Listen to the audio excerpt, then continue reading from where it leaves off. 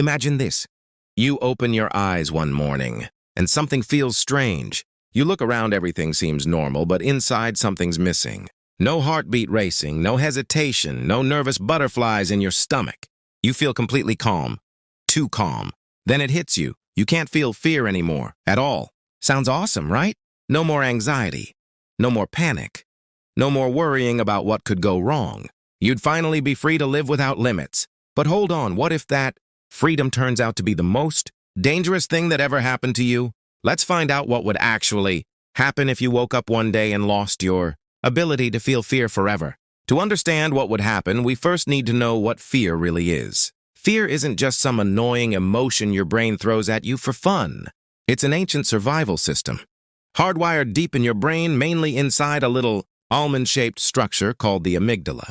When you sense danger, whether it's a snake, a speeding car, or a weird sound in the dark, your amygdala instantly fires off alarms. Your body floods with adrenaline. Your heart pounds, your muscles tense, and your brain goes on high alert. It's your body's way of saying, hey, don't die right now. So fear isn't weakness, it's protection. It keeps you from doing dumb things like petting an alligator, texting while driving, or telling your boss what you really think of them. Now let's delete that system completely. No adrenaline, no hesitation, no warning signals. You're basically fearless like a real-life superhero, or maybe a disaster waiting to happen. At first you'd feel amazing. You walk into work with total confidence. You speak your mind freely. You ask your crush out without sweating.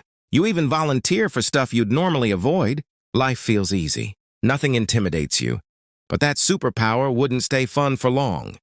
Because while fear can feel bad, it's also the voice that keeps you safe physically and socially. Without it, your sense of risk would vanish. Crossing a busy street, you wouldn't wait for the light. Heights? You'd look over the edge just to see what happens. A growling dog, you'd try to calm it down like a Disney princess. Basically, you'd become the kind of person that horror movies are based on, the one who walks into the dark basement after hearing the noise. There are actually real people who've lived this way. One famous case is known as SM, a woman who had damage to both of her amygdalas. Because of that, she literally cannot feel fear. She's been held at knife point, cornered by snakes, even taken to haunted houses, and felt absolutely nothing. No panic, no avoidance, just calm curiosity. At first, that sounds incredible, like the ultimate form of mental strength. But SM's life isn't a fearless dream. It's a constant series of close calls. She often walks alone at night in dangerous areas. She's been assaulted multiple times, and she doesn't learn from fear-based experiences because there's no emotional ouch to make her remember what's risky. That's the hidden role of fear. It's your emotional memory system. It teaches your brain to connect bad outcomes with bad choices, so you don't repeat them.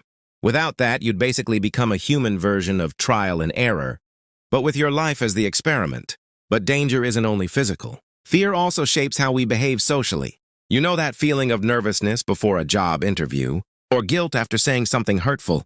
That's fear doing emotional regulation. Without it, you'd say and do whatever popped into your head without worrying about consequences. That means no filter, no empathy boundaries, and a whole lot of awkward situations. You might confront your boss without hesitation, tell your friends exactly what you think of their cooking, or take every risky bet in your personal life. In short, you'd act impulsively, like a toddler with a driver's license. Studies show that people who lack fear often become more aggressive or reckless, not because they're evil, but because they literally don't sense danger, emotional or physical. So instead of becoming a hero, your fearless version might slowly become a danger to yourself and others. Now let's zoom into your body. Fear doesn't just live in your mind, it controls your physiology. When you're afraid, your body activates the fight or flight response. That's what keeps your heart pumping faster, your lungs open, and your muscles ready to react. If you remove fear, your body loses that system too. That means no adrenaline rush when you actually need it, like when you're running from a fire or lifting something heavy in an emergency. Without that boost, your reaction time slows down. You'd freeze, not because you're scared, but because your body doesn't know it's supposed to act. Even your immune system can weaken. Why? Because mild stress hormones triggered by fear actually help your body stay alert and responsive. Remove them entirely and your biological defense system gets lazy. Ironically, The fearless version of you would be physically less capable in real danger. After a few months of total fearlessness, your life would look very different and not in a good way. Financially, probably unstable. Emotionally, detached. Socially, isolated. Because fear also builds connection. It's what makes you seek safety in groups. Care for loved ones and avoid hurting people. It's the reason soldiers trust their teammates' shared fear creates bonding. Without it, you'd lose some of the basic emotional glue that keeps human relationships meaningful. Worse, your brain might try to compensate. Since you can't feel fear, it might amplify other emotions like anger or thrill-seeking just to fill the void. You could become addicted to risk, constantly chasing danger just to feel something. Think of it as your mind trying to recreate fear through chaos. Here's the ultimate twist. If you completely lost fear, you wouldn't become brave. You'd become reckless. True courage isn't the absence of fear, it's action despite fear. Fear is what gives bravery its meaning. If you can't feel fear, you're not being brave when you face danger, you're just unaware of it. That's like playing chess without realizing the other player is trying to checkmate you. So ironically, a world without fear wouldn't make humans stronger.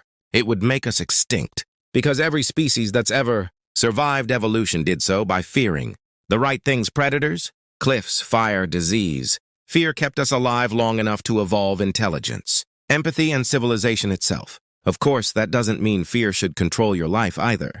Too much fear can paralyze you, but too little can destroy you. The sweet spot is balance, learning to listen to fear without letting it drive.